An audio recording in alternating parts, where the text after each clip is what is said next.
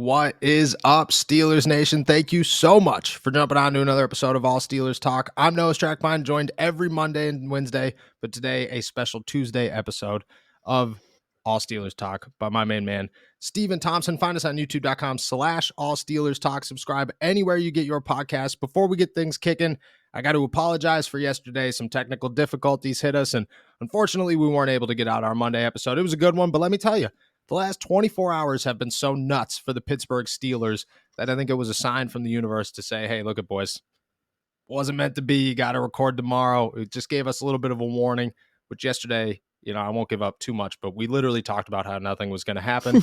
Now, there was no need for anything to happen, and we were totally wrong. But it's been a gorgeous week in the Berg. We're back here, round 2.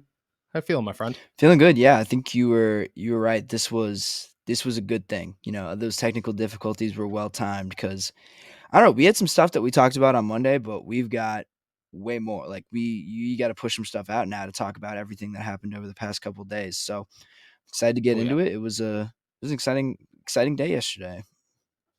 It was an exciting day yesterday. Not only did the Pittsburgh Steelers bring Kwon Alexander, inside linebacker, in for a visit, expected to sign him, but Mason Rudolph is back, which is the most shocking Yeah. news of the offseason, hands down. On top of that, J.J. Watt had some things to say about the rumors of him potentially returning to the NFL and joining his brother with the Pittsburgh Steelers. And on top of that, we obviously have to talk about rookie minicamp and everything that came and went with that. That's where we'll start. We just spent the weekend at rookie minicamp. It was great to have some football back, see the newest member of the Pittsburgh Steelers or members of the Pittsburgh Steelers for the first time. Did you have any big takeaways? Yesterday we started talking, you were like, oh, the quarterbacks looked great. That's off the table, Yeah. obviously, at this point. What else you got for me? Yeah, I'm interested. I am a big Corey Trice guy, so I loved watching him go Yeah. around and run around and just seeing him in person for the first time. I mean, this guy was an absolute steal in the 7th round. I think there were some injury concerns, but the fact that this guy slid that late, it was a blessing for the Pittsburgh Steelers, and it was just fun to see those guys in those, like, not just Corey, but Joey Porter and Broderick. See guys actually in their uniform, see them actually in black and gold. Feels real for the first time. I think that's one of the biggest questions that gets asked to these draft picks all the time is like, does it actually feel like you're an NFL player yet? Like you're just in the shorts and helmets, but you're doing it. You're practicing as an NFL player, and I think that's a pretty cool part of it too, is just to actually see these guys. It's not just jersey edits anymore that you see on Twitter. It's real and it's there. Yeah, and I will say that when it comes to Corey Trice, when it comes to Joey Porter Jr., those guys are as big as Oh yeah, advertised, 100%. absolutely. Darnell Washington, I mean, it can't be exaggerated how big of a human. I mean, you tweeted out that you could eat a 5-course meal off this man's shoulders. Yeah. It's very true. Yeah. Like Alfredo Roberts, the tight end coach in Pittsburgh, is 6'3", pushing 6'4", former Miami Hurricane tight end, like aggressive, big, scary looking dude. Child Yeah. next to Darnell Washington. Absolute child. Man's massive. That was, all the talk of the Steelers rookies are big. They were aiming for big, physical, smash mouth football. The first time you saw that, you're just like, well, this is as true as it gets because these humans are humongous. At least their draft picks are, and they were Yeah. impressive. I think Andy Weidel said, they're going to look real good getting off the bus. Or Yeah. I guess NFL players don't get off buses; they get off charter planes. But, um, uh, It's very true. but yeah, I mean, like It's these very guys true. weren't even in pads, and I was like, wow, I was like, Darnell Washington could play left tackle. Like if Oh, Broderick easy. Jones doesn't work out, they've got a good backup option right there. Um, Yeah, 100%. Speaking of Broderick Jones, he was asked about playing left tackle and his focus on winning that competition over Dan Moore Jr. He said he wasn't really concerned about it. He's like, right now, I just want to learn the playbook, learn the offense, get accustomed to the Pittsburgh Steelers and the NFL lifestyle. The conversation started flowing a little bit between those that were at practice about maybe it's not necessarily a lock that Broderick Jones is the starting left tackle. From what you see, what's your thoughts? Do you feel the same way? Do you feel like there really is a competition here? Or do you kind of see like you were the 14th pick in the draft, chances are you're going to start? so I think there's a competition only because Broderick Jones is a rookie. You have to actually earn it. Yeah. And obviously he was not a perfect prospect, but he was one of the elite tackles in this draft. The Steelers made a move up to get him. It was a pretty significant move. It was one of the bigger ones in the first round. You leapfrog someone who you knew was going to take him. This, wasn't a guy you were comfortable getting. This was a guy you felt like you needed to get, that you needed to beat someone out for. It's just hard for me to imagine after that happens that the Steelers are gonna be fine with saying, "Ah, no, he's like, we don't have any Yeah. plans of starting him right away." Again, of course, he has to earn it. Dan Moore is no slouch. Like, he did a good job there last year, but I think it's more than likely that Broderick Jones, when we start week 1, first snap, when the offense comes out, Broderick Jones is gonna be the man at left tackle. Yeah, I kind of feel the same way. Like I think it's going to be a competition and a true competition. And I hate to compare a punting competition to a left tackle competition, but the last time we went through like a major veteran replacing or replaced by a rookie that everybody was excited about, it was the punting competition. It was Jordan Berry challenged by Presley Harvin Jr. or Presley Harvin III, excuse me. And Jordan Berry went off. Like this guy, he struggled throughout his career, said, Rook's coming in here. I got to ball out. Did. It was every bit of a punting competition that you would look for. I kind of expect the same thing. Like, I don't expect Dan Moore to go out easy. This is his third year in the NFL. He's experienced at this point. He's gotten better every year. I view him as a guy who maybe he's not the talent level of Broderick Jones. And he definitely doesn't have the upside of Broderick Jones. Like, between the two, you didn't draft Broderick Jones to come in here and say, oh, if you beat out Dan Moore, you're our franchise left tackle. No, you drafted him to say, you're our franchise left tackle. Yeah. That's who you are. Either now or You later, know, it's you're right. yeah, it's gonna happen. So you look at Dan Moore and you just say you're not gonna win it, but you are gonna get a shot. And I think he's gonna do everything he could in that opportunity and try to make the most of it. But I agree. I don't think I just don't think he's got what Broderick Jones has. And I think even if you see like, oh, Dan Moore's making less mental mistakes and he is playing his best football right now, you're going to look at Broderick Jones and you're just going to say, well, dude, I mean, this guy's just he's a physical freak. We might as well toss him on the football field and see if it works out in our favor. That's kind of how I view that situation. If Broderick Jones does win that left tackle competition, there's been talks. Omar Khan addressed it in an interview with 93.7 The Fan. And just before this gets taken out of context, he was more so asked if Dan Moore Jr. could play guard, could bounce inside and play all those positions. And he said, yes. Omar said, yeah, he is definitely capable of doing all these things. Do you see a realm where the Steelers actually do utilize Dan Moore Jr. at different positions playing guard this season?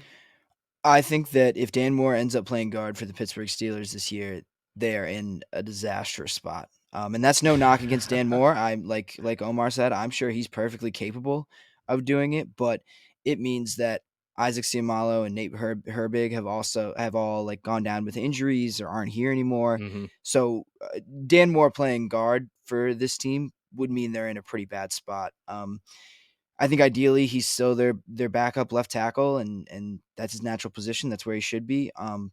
Yeah, I've no doubts that Dan Moore is capable of doing that. I mean, I've seen no evidence to the contrary, but uh, yeah, if he ends up playing any guard for them this year, I don't think that's a good sign for this team's health and their odds of making the playoffs, being competitive, hitting on this window that we think is opening for them now. Yeah, I agree. I think that he's the perfect swing tackle. He played right tackle in college. I think people are going to bring up the possibility of him competing with Chooks for the right tackle spot. I think the Steelers very much so like Chooks. I don't think they have any plans to get rid of him. And on top of that, they're the same age. Like Chooks is 25 years old and Dan Moore is 24 years old. So it's not like you're like replacing a veteran with youth.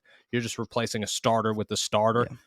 I think Moore is the perfect swing tackle. And I think that you can make a good career out of being a swing tackle for the next 2 years. And then you could go somewhere else and compete for the starting job somewhere. Or at that point, Chooks contracts up too. Maybe you compete for the right tackle job in Pittsburgh on a cheaper deal. I think the possibilities are there. Like, I don't think Dan Moore's necessarily done in Pittsburgh. I think a lot of people are going to look at it like that and say his career's over. He's never going to be a starter for the Steelers. I don't see it that way.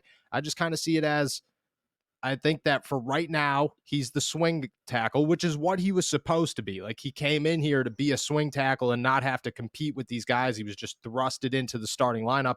And then maybe down the road in 2 years when his contract's up, they reconsider things or he heads elsewhere. But I agree. I don't think he moves inside. You got too many options. I mean, as of right now, Kevin Dotson's still on the team. Yeah. So That's 3 guards that you could just kind of chill with, that you don't really have to worry about. On top of Spencer Anderson that you want to get accustomed to as well.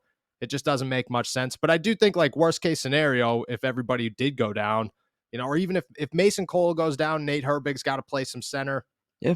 Kevin Dotson's gone at that point, and then somebody else goes down. Then Dan Moore's there, and that's a good versatile pick. But long-term option for a starter, I just, I don't see that. I'd rather give the opportunity to Nate Herbig in a year and see what he has to work with to replace Isaac Siamalu, instead of, making that move now and kind of just complicating things Right. and making things more difficult for your tackles. Right. I agree. Right. And there's an I agree. element of All right. oh, good. No. Yeah, there's just an element of, like, if Dan Moore has more than if if you have 2 positions, you don't have 1. Like, Yes. don't, like you said, don't overcomplicate this. Don't make Dan Moore do more than what he's capable of. Give him something to work on and focus on, and I think that's how you maximize everyone's potential. Yeah, exactly. You don't. It's really cool to be a versatile football player. It's not always Yeah. necessary to be a versatile football player, and I think this is one of those times where the Steelers did everything they needed to on that offensive line. And they're chilling, and it's better to have competition than it Oh, yeah. is to, just be like, well, everybody can play everywhere, and we'll figure that out Yeah. later. Like, no, just let guys compete at their natural positions. All right, next thing I want to talk about, very disappointing news for Pittsburgh Steelers fans and for the Pittsburgh Steelers as a whole, even though I'm not totally dead on it and not going to be totally dead on it. JJ Watt, I'm going to call him lame. He was being lame. You said it yesterday when you texted me. Sometimes you gotta let a narrative run Right. because it's fun to let it run. He popped on Pardon My Interruption, a Barstool Sports podcast, obviously, and was asked about the rumors of him returning to the NFL, joining his brother TJ with the Pittsburgh Steelers. It has been tossed around. It seems like the most likely landing spot if he did decide to return to the NFL. He says, no, I will not be playing for the Pittsburgh Steelers this year, although he says that he will be at a game at Acrisure Stadium. He was hyped to see the ketchup bottles for some reason. Don't really know that one. Okay. So that's shut down, at least according to JJ. You got any thoughts? Do you believe this? Do you believe what JJ says? Well, I think we got to think about the biggest victims of this tragedy, and that's you and me. It's the writers, it's the content creators. JJ couldn't help 100%. us out and just string this out for a little bit longer. He didn't have to sign with them. He didn't have to come back to football, but he just had to. Agreed. He said to leave it open, leave the door open a little bit, And but yeah, no, it was probably unlikely from the jump, but it'll be kind of cool that he does have because he clearly will have a relationship with the Steelers. Like you said, he'll be at games. He's talked with Mike Tomlin. Like, that's fun and that's cool. And I think, Yeah, nothing hurt by having JJ around and having him cheering for the team from the stands at least. I guess, but that's so boring. Yeah, like that's he could. nobody wants it. Like, who cares if JJ Watt's at a football game? It's like, oh, JJ Watt's here, cool. I don't know. He might come All around right, to yeah, practice awesome. too. That'd be fun. That's okay. So that's where I think things get interesting. Is like, what are the odds that this guy shows up to a couple of practices, which he probably will? Like, I would imagine we see him at Latrobe this summer. We talked about this before. Those juices are going to get flowing. Yeah. Like, I don't care what he says. It doesn't matter that he says no to me right now. In my eyes, I see JJ Watt going, he's a Hall of Fame football player who had 12 sacks last season. Like, I believe it's 12. It's definitely over 10. You're telling me that this guy doesn't have anything left in the tank enough to think about it? Like, when that $10 million gets tossed at him in week 8 or week 9, you're going to sit home and be like, well, being a dad is just way too much fun. I'm enjoying watching soccer and digging into my soccer owner lifestyle. No, like, you're going to think about it. You're going to consider it. TJ is going to give you a call. That's where I think things are, like, I think that you need to involve TJ at some point. I think once the move goes down, which it will, the Steelers are not going to be a contender for the playoffs. If Kenny Pickett's a baller this season and the Steelers have everything they're looking for, they're going to be in contention to at least do something. You're going to call JJ, and the person that's going to need to call him is TJ. And he's going to have to say, look it, dude, I'm trying to win a Super Bowl. You're trying to win a Super Bowl. What would be better than to win a Super Bowl together? And you're telling me that JJ is going to say no? Like, I don't care that he says no. I've had this argument before. I'll have it again. He's going to say yes. Yeah. Or at least he's going to consider it. Yeah, maybe. I can imagine a scenario where JJ's watching practice and he strolls over to watch, TJ do some drills. And then he's like, "Oh, TJ, no, do it this way, like." And then Yes. TJ's like, "Oh, what? Can you show me? Can you show me?" And then you get JJ back down in his stance, and everyone loses their mind over that. That's what I'm saying. And I just hope, I pray to God, going back to the content, that I am sitting right there watching it happen. Mhm. That I'm going, oh, okay. Thank you very much for that Yeah. one. Awesome. That's all I'm hoping for. Like, I hope that I get to witness that at least for a second and share it with the world, and I just and make a big deal out of it, Mhm. because that's what I'm going to do, is I'm going to make the biggest deal out of that situation, because in my eyes it is definitely real. Like, it's just, sorry, like, you have a brother, I have a brother. Mhm. You're telling me that if your brother called you from the Boston Celtics and said, "Yo, dude, look it, I get it. Your knees are hurting. You're a pop. You just bought a soccer team, whatever. We got a shot to go to the finals, and we're gonna need your help. And you're just gonna play minimum minutes, and you're gonna make $10 million." Like, you're telling me no? The answer is no. No, you're gonna be like, well, damn. Okay, I love this let's scenario. My let's have a my conversation. little brother is the starting point guard for the Boston Celtics, and I'm gonna go make $10 million being his backup. This is ideal. This is ideal, actually. I would That's take. what I'm Yeah. saying.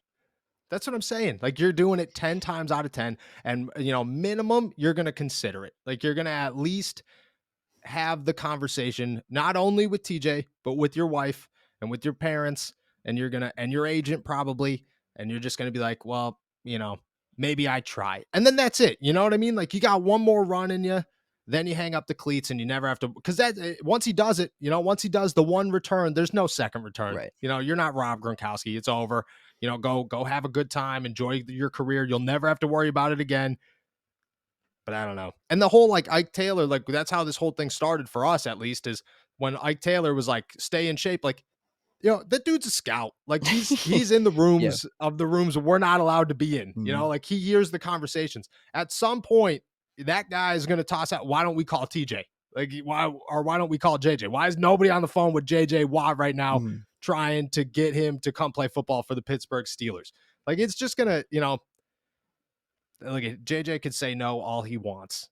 That possibility will remain open, and it's too early right now. Like, that's the biggest thing, is you asked him in May, and there's no football in May. Mhm. You ask him in October, November, that's a different situation. Yeah. It's a totally. He's gonna have a month of working out with TJ over the summer. From June to July to get ready for training camp. Just it's don't say no. Yeah. It's not over till the fat lady sings, and that fat lady doesn't even wake up until the middle of October. She doesn't even start. She doesn't even say Yeah, words. she hasn't warmed So up yet, we yeah. don't. Yeah, and like No, you no, we have no idea. yeah, and like, I think yeah, I forget if we said this yesterday or on a podcast that we actually published, but, the, like, that I can imagine those first year, like, the temptation to come back to football is strongest during your first year of retirement, you know? It Yes, it only gets yes. it only weakens after, like, the further you get away from it, so if it happens, I'd have to imagine it's gonna be this year. That's what I'm saying. Like, it's not and again, like, once you do play, it's over. Nobody's gonna ask you to do it again. Especially if you win a ring. Like, Yeah. you win a ring and you go off into the sunset. It's all, like, that's it. That's everybody gets it. Like, you did what you needed to do. Nobody's calling. Mhm. Just do it, JJ. It's easier for you. Mhm. It's easier for you, JJ, if you just give into it Get us off your back, now. yeah. Yeah, get it over with. We don't have to talk about it anymore. Hell, let us help you, Mhm. and try to win a Super Bowl while you're at it. And I think that's a possibility in the Steelers. Not saying no till it's over, and it's way too soon for JJ to have any idea if he's actually returning to the NFL or not. Nobody has any idea. All right, next thing I want to talk about, the Pittsburgh Steelers are bringing in Kwon Alexander, or did bring in Kwon Alexander, inside linebacker, free agent, for a visit. They're expected to sign him if everything goes swimmingly. I mean, this is a splash. This is a splash upon splash. Yesterday, I put out a to-go talking about how the Steelers are not going to make another move this offseason, how it's just going to be boring news from here until July. Totally wrong. That lasted 12 hours. I apologize for the 10,000 people that watched that, because it was a waste of your time. Kwon Alexander comes to Pittsburgh after a year with the Jets. He started 12 games last season. The year before that, he was in New Orleans / San Francisco. He's bounced around to 3 teams in 4 years. It's a good move, in my opinion. What are your thoughts on it? I thought this was a complete steal. I mean, so yeah, obviously you gotta see what he's getting paid, but, like, I Yeah. can't imagine a guy who has bounced around like this is getting a premium contract. But I think he can still play. I mean, you look at the numbers, like he can still get you some sacks. You know, he can play coverage. He can force fumbles. That like this guy can play, and you're gonna get him for cheap. You're gonna fill. I mean, we talked about this a little bit yesterday, but like arguably your biggest position to need. You're gonna Yeah. give yourself some depth there. Like, yeah, the fact that Kwon Alexander is gonna be what your Third. fourth, I think possibly a starter, but worst case scenario, you're fourth, yeah, your fourth, which yeah, inside linebacker. Like, great, like, awesome, yeah, yeah, absolutely. yeah. Like, this is great. Like, this was I'm surprised the Steelers are the only one who like. Why does no one need linebackers anymore? I mean, look at I think the linebackers are a little bit of a dying breed. I go on this rant like every other week. I feel Mhm. like just because the game of football is changing. It's becoming too fast for inside linebackers. You're asking them to do too much, and on top of that, it's too easy to replace them in sub packages. But Kwon Alexander is, if we went back to March when free agency started, all those conversations about who the Steelers should sign, what type of inside linebacker they should be looking for was Kwon Alexander. Like Mhm. that's who we said they needed to sign as a guy who has the ability to pass, to cover and pass, could hit you, is versatile, is young, Yeah, is athletic. That's just what he is. The dude's got 8 career interceptions and 33 pass deflections, and that's as impressive as it gets for a guy who's been in the league for 8 years. yeah, Like that's one interception a season. If your inside linebacker's coming up with 1 pick a year, you're feeling real good about it. yeah. Like you're not upset about that one at all.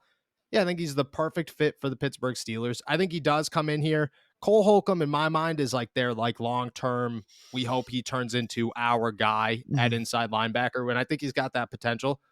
I think Kwon Alexander and Landon Roberts now compete for the Yeah, starting job next to him, and I think Kwon Alexander's probably got an upper hand just because of how versatile he is, how athletic he is, and his ability to pass, to cover and pass, to pass coverage, to defend pass coverage. Would that be to the cover, term there? to To cover in the yeah, pass yeah, to game, cover, something like that. yeah, yeah, I yeah, know yeah. what you mean. Um, yeah, I'm still a little deferential to Landon Roberts. I feel like the experience Yeah. there is gonna help him. I feel like he has the leg up right now, but yeah, no, you absolutely cannot count out Quan Alexander. He's gonna have every chance to start. But like it also wouldn't hate like Quan's a little different from Landon Roberts, I think. Landon Roberts is more of that like play in the box, stop the run, thing like that. Not that Quan can't Yep. hit and Landon can't cover, but you can move these guys around and put them in great situations because they have different strengths. So adding this depth to the linebacker room is awesome in my book, and you might end up with a situation where yeah, Holcomb plays 75, 80, 90% of the snaps, but then you've got Roberts and Alexander splitting, going 50-50 and or something.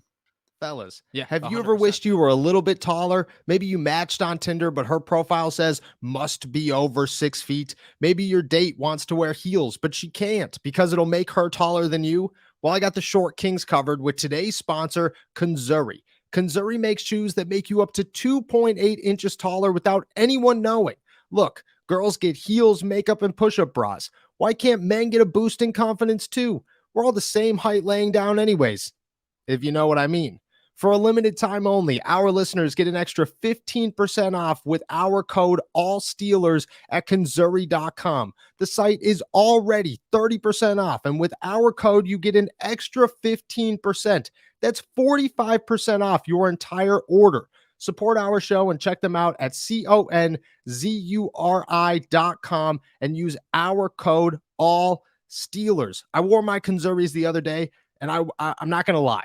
When I put them on, I thought, how much more confidence, how much better can I feel if I'm just a little bit taller? And is it going to feel weird walking on platforms? For one, it's not like walking on platforms. It's like walking on sneakers. And for two, if I could be 6 foot every day, I'm going to do it because that was a total game changer. Not only do Kanzuri shoes make you up to 2.8 inches taller, but they're also incredibly stylish and comfortable. These are not old men Velcro shoes. You'd get compliments on your Kanzuris even if they didn't make you taller. They have styles for every occasion too. Smart, casual, sporty, you name it. The height insoles are actually built into the shoe, so no one can tell you're getting a secret height boost. The brand is also hidden on the shoe and on the packaging. It's really the ultimate height hack. Life is short, but you don't have to be. It's time to level up your playing field, boys. Maybe update that dating profile to 6 feet. Kanzuri is an absolute game changer when it comes to your dating life. On top of 30% off the site, our listeners get an extra 15% off discount at kanzuri.com with our exclusive code ALLSteelers. That's a total of 45% off your order. Use code ALLSteelers at kanzuri.com. Go to CONZURI.com with our code ALLSteelers. When I want to get high, I just put on a pair of Kanzuris. Yeah, 100%. Like that's so big for the Steelers. So think about a year ago when we were having these conversations. It was like Miles Jack is supposed to be the guy.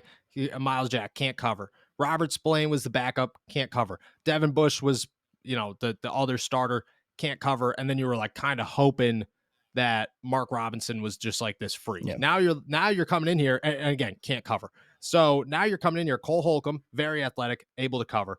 Kwon Alexander, known for his coverage. So that's another one. Landon Roberts, absolute thumper, which is a great mix to have at inside linebacker. And then Mark Robinson just gets to develop into whatever Mark Robinson's going to be. Right. 24 hours ago, we were like, are we worried that Mark Robinson's the third inside linebacker? Is it worth the risk reward to not sign somebody and just let this guy develop instead? Now we're sitting here going, if Mark Robinson is the fourth guy, like that's damn good. Yeah. Like that's ideal. That's real good. And there's your 5 because Tanner Muse is going to make the team as a special teamer. And they only keep 5 inside linebackers.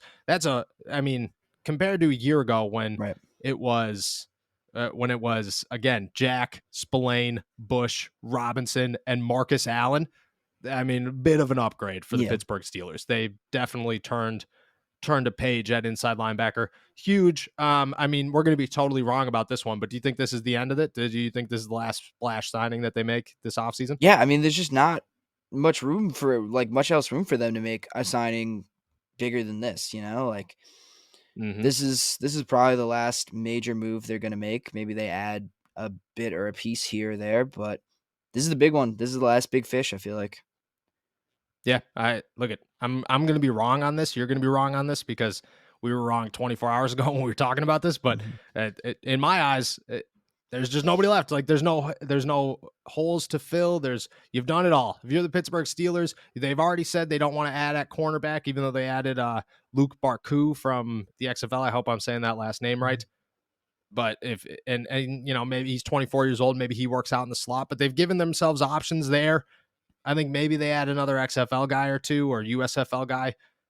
But I think overall, like the splash is done. And to end with a bang with Kwon Alexander before OTAs, huge. Yeah. Huge. As good as it gets. Let's roll the ball out. That is. Let's just they just got to play now. That's all that's left to do. Let's go play.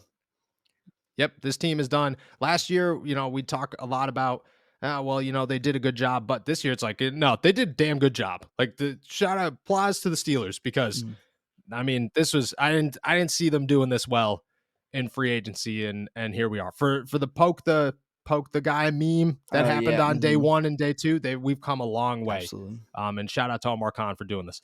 Although it was not the most surprising news of the day yesterday, easily hands down the most surprising news of the day was Mason Rudolph returning to the Pittsburgh Steelers to be QB3, a move no one at all saw coming this offseason.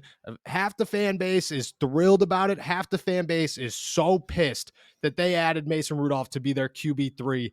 I don't get that one. Outside of just pure what were your reactions to this?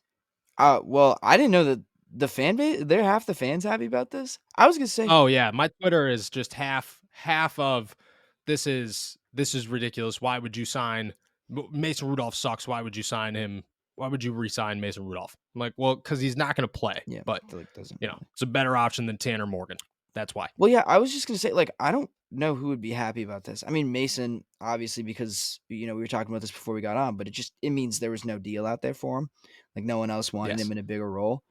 But, I feel like Mason didn't want this either. Like, this wasn't the ideal situation in his head. This wasn't the ideal situation in the Steelers' head.